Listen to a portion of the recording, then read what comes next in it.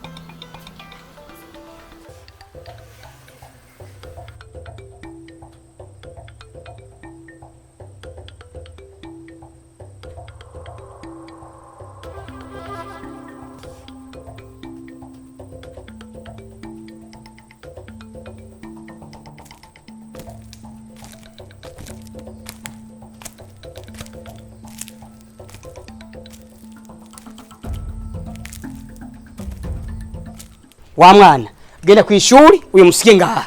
Papa Elias basi narabitsindi munzu kuko igice ca mbere nico cyo kuronderamwe amanota kandi amazindwi ataza no ku ishuri.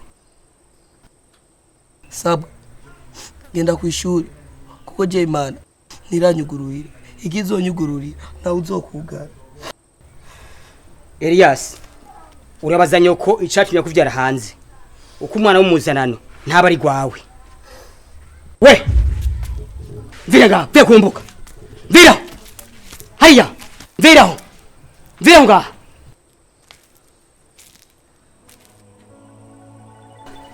mutama wanje umenye ko Imana atari umuntu nizi ntango yacu niherezo ryacu. wa mugore we harageze yuko je mpagira mu gahanga je uyo nakuze kugira ngo mvyarire sinakuze ngo ndani abazanano. Mvireho Ico umenyacho ntihavyara umuntu ariko havyara Imana. Mvireho nakuzanye kugira ngo mvyarire sinakuzanye ngo nzanire abazanano.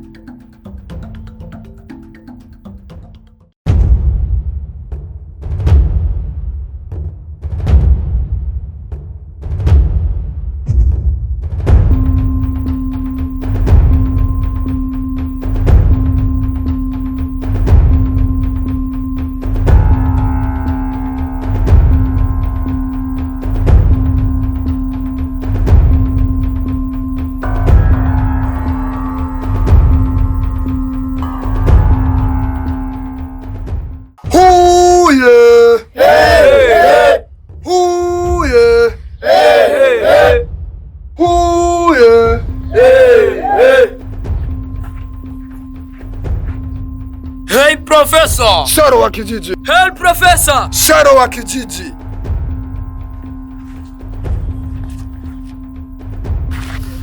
Hey Professor! Sharo wa kijiji! Hey Professor! Sharo wa kijiji!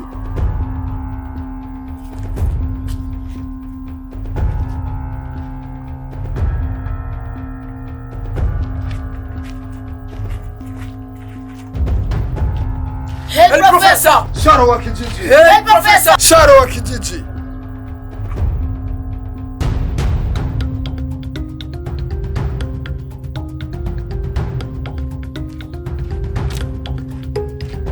Hey Professor! Sharo wa kijiji! Hey Professor! Sharo wa kijiji!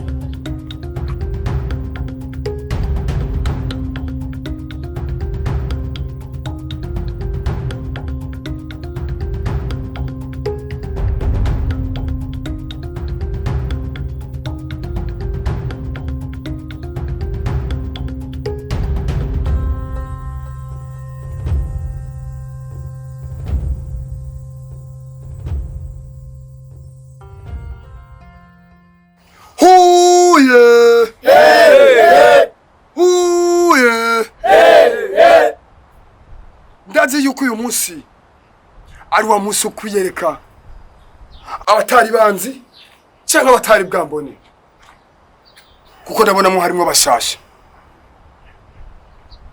Murashobora kumbwira cyangwa mukanyiyereka bashasha bo babaje nga mu kigo cya Professor.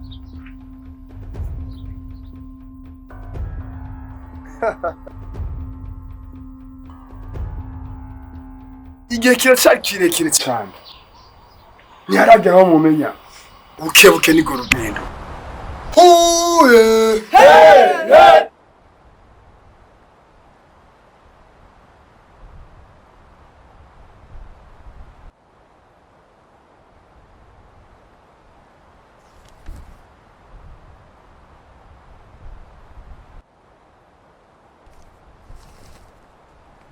Professor. Sharo wa kijiji. Burya kwambara mask bisigura iki? Mask ni igikoresho ushobora kwambara mu maso hawe cyangwa ushobora kwambara ku gihimba cy'umubiri wawe ubona cobangamirwa. Number 2. None ndakubaze. Mask yawe yambaye hehe? Kuva mu mutwe gushika mu gasakanwa. Bisigura ko rero bakubonye mu maso hawe ushobora kubangamirwa. Suko. Hama rero uyu munsi nabazane plan shasha. Ukugene umuntu ushobora kumwiba cyangwa ushobora kugenda kwiba ahantu uciye ku rutsinga cyangwa uciye ku mugozi. Sawa? Ndabasabye rero umuntu egere neza. Muje nabereke.